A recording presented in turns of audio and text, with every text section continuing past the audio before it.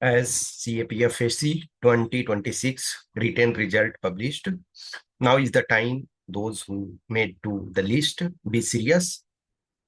Since 25, आप 25 से देख रहे हो, 25 and 26 ये 2 years में number of candidates who are qualifying written are lesser as per available vacancy.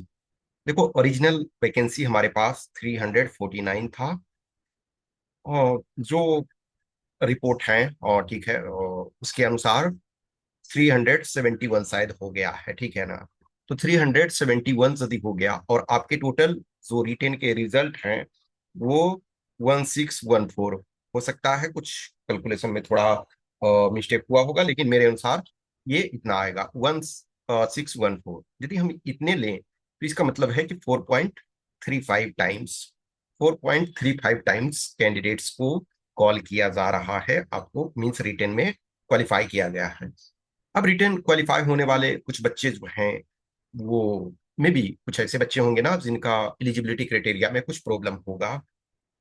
तो और बहुत सारे बच्चे जो होंगे वो फिजिकल में फिर उनके प्रॉब्लम होते हैं। तो अभी ये मान करके चलो, जो भी रिटर्न क्वालिफाई किए वो दो जो क्वालिफाइड रिटर्न, ये मानो आपका फाइनल सिलेक्शन के बहुत अच्छे चांसेस हैं।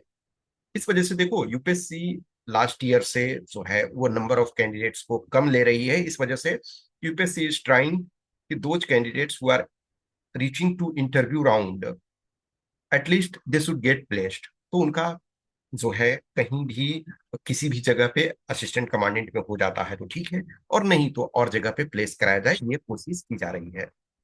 तो अभी जो रिलेटिवली जो है नंबर ऑफ कैंडिडेट्स कम है, तो फिजिकल में भी ऑब्वियसली फिजिकल में एवरी ईयर कैंडिडेट्स बाहर होते हैं। तो अभी से जो भी कैंडिडेट्स हो वो सीरियस रहो। सीरियस इन द सेंस है कि रनिंग वगैरह अब प्रॉपर तरीके से सीरियस स्टार्ट करो। इस बार का जो नोडल एजेंसी आपका नोडल फोर्स जो है, नोडल फोर्स आपका एसएसबी है। सो मेनी ईयर्स से आपका आईटीबीपी था, लेकिन इस बार जो है एसएसबी आपका नोडल फोर्स है। तो अभी आपको 2-4 दिन में विंडो ओपन कर दिया जाएगा, यानी कि जो आपका डायफ आपने भरा था, जो एप्लीकेशन भरा था उसमें अपडेट करना है, जैसे फोर्स ऑर्डर या आपके एजुकेशनल क्वालिफिकेशन में कुछ एक्स्ट्रा ऐड किए हो, या फिर आपने जो एड्रेस वगैरह में आपको कुछ चेंज करने हैं, या हॉबीज वगैरह में कुछ चेंजेस। तो कुछ जो चेंजेस करने हैं, अपडेट करने हैं, उसके लिए आपको 15 डेज का विंडो मिलेगा। एक चीज ध्यान रखो कि जो लास्ट टाइम हुआ था 25 में ये हुआ था कि the the last date which was to update your DAF within 24 hours, your schedule of PHT PET was published. तो इस बात का हमें ध्यान रखना है कि अभी सपोज करो कि 3-4 डेज बाद, या हो सकता है मान करके चलो कि मंडे को स्टार्ट हो जाता है जल्दी आपका, तो मंडे से आपको मान के चलो 15 डेज मिलेगा, 2 वीक्स मिलेगा। उसके बाद किसी भी टाइम रेडी रहो। इसका मतलब क्या है कि आप जो है अर्ली अक्टूबर अर्ली अक्टूबर के लिए रेडी हो जाना है आपका पीएचटी पीईटी के लिए।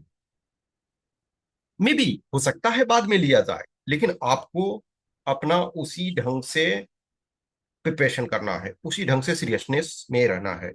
देखिए एक और चीज है कि जो भी ओवरवेट का है, ओवरवेट, तो overweight is a medical issue.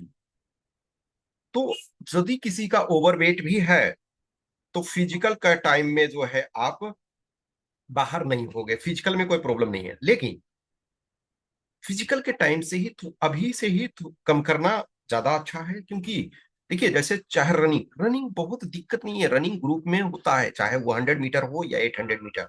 लेकिन बहुत सारे बच्चों को प्रॉब्लम होता है, यदि आप ओवरवेट रहोगे तो रनिंग में भी थोड़ा इशू होगा। प्लस लॉन्ग जंप में, long jump every year, long jump में ज्यादा बच्चे रिलेटिवली रिलेटिवली मैं कह रहा हूं बाहर होते हैं। दो कारण है। एक तो लॉन्ग जंप जो है इंडिविजुअल इवेंट है। प्लस 3.5 मीटर मेल के लिए और 3 मीटर फीमेल के लिए ये ज्यादा नहीं है वैसे देखा जाए तो। लेकिन जो प्रिपरेशन कर रहे हो आप में से सीरियस रूप से, तो बहुत बार फिजिकल को उतना स्ट्रेस नहीं देते हो। बहुत सारे बच्चे हैं उनके लिए केक वॉक है।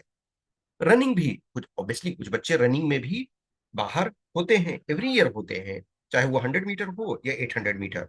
लेकिन फिर भी रनिंग में थोड़ा सा एडवांटेज ये होता है कि आपका ग्रुप एक्टिविटी है। लेकिन जो आपका लॉन्ग जंप है, तो वो इंडिविजुअल एक्टिविटी है। फिर उसके बाद शॉर्ट पुट, तो शॉर्ट पुट तो आपका ओनली जो है वो मेल के लिए है, ठीक है ना। तो उसको 4.5 मीटर करना है। ऑब्वियसली यहाँ आपको 3 अटेम्प्ट दिया जाता है, 3 अटेम्प्ट। यहाँ आपको नो अटेम्प्ट, यानी कि no attempt in the sense single attempt, आपको डबल अटेम्प्ट नहीं दिया जाता। फर्स्ट टाइम में ही आपको 100 मीटर करना है, फिर 800 मीटर करना है, फिर उसके बाद जो है लॉन्ग जंप करना है। तो अभी से अब सीरियस रूप से हो जाओ। देखिए, जैसे आप 25 वाले बैच में देखो, बहुत सारे बच्चे थे जो मेडिकल में बाहर हो गए, उनमें से कुछ के मार्क्स बहुत अच्छे थे। तो मेडिकल एक कंपोनेंट ऐसा है जिसमें तो आप कुछ नहीं कर सकते हो ना, कुछ ऐसा कंपोनेंट है जो आपके बस में नहीं है, आपके कंट्रोल में नहीं है। लेकिन फिजिकल वाले पार्ट में ये आपके हाथ में है, आपके पास फिजिकल करना ये है। तो फिजिकल वाले में थोड़ा सा अभी सीरियस रहो। फिजिकल में सीरियस रहते हो, फिजिकल सही तरीके से होता है आपका, हो जाता है, तो एक कॉन्फिडेंस ये है ना कि हमें इंटरव्यू का मौका मिलेगा, पर्सनालिटी टेस्ट का मौका मिलेगा, हमें यूपीएससी बिल्डिंग में जाने का मौका मिलेगा। अब वर्स्ट केस में मान के चलो कि मेडिकल में कोई बाहर भी हो गए, ऑब्वियसली कोई बाहर होने के लिए नहीं जाते हैं, लेकिन वर्स्ट केस में आप क्या कर सकते हो, यदि हो गए तब भी आपके पास ये होता है ना कि अदर जो है अपॉर्चुनिटी जो आपको मिलता है। मिलता है इन द सेंस है कि अभी जैसे 25 तो फर्स्ट बैच ये वाला है, तो अभी तो इसमें टाइम लगेगा। अभी 24 वाले बैच का जो है प्रोसेस स्टार्ट हुआ है, उनके जो मार्क्स जो हैं वो, यानी कि सो प्रतिभा सेतु पर अपलोड कर दिए गए हैं। तो धीरे धीरे उनके आएंगे, 25 वाले बैच में भी टाइम लगेगा। फिर वैसे ही ये, तो कोशिश ये किया जा रहा है कि मोर एंड मोर कैंडिडेट्स को प्लेस किया जाए। तो अभी से आप सीरियस रूप से फिजिकल को करना शुरू करें। ओवरवेट यदि है तो ज्यादा परेशान होना नहीं है, लेकिन फिर भी जो है धीरे धीरे कम करते रहो, और वो एक कंटिन्यूअस जर्नी रहेगा। यानी कि तब तक हमको फाइनल जब मेडिकल हमारा होगा तब तक हमको धीरे धीरे कम करना, तो अभी धीरे धीरे करते रहोगे तो अच्छा है।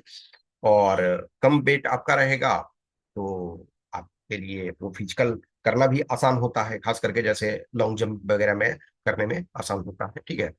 और बहुत सारी चीजें हैं, डिटेल हैं, आपके क्वेश्चंस क्यूरी होंगे, तो उसको मैं रेगुलर रूप से अपडेट करता रहूंगा फिजिकल का। और जो भी फॉर्म वगैरह में जो डैफ में आप चेंजेस करने वाले होंगे, तो जहां आपको डाउट्स होगा, जैसे फोर्स ऑर्डर वगैरह है, ठीक है ना, फोर्स प्रेफरेंस, ये सब, तो जो भी आपके होंगे क्वेश्चंस वगैरह जैसे जैसे आते जाएंगे, कुछ पर्सनल भी आप पूछ सकते हो, ठीक है।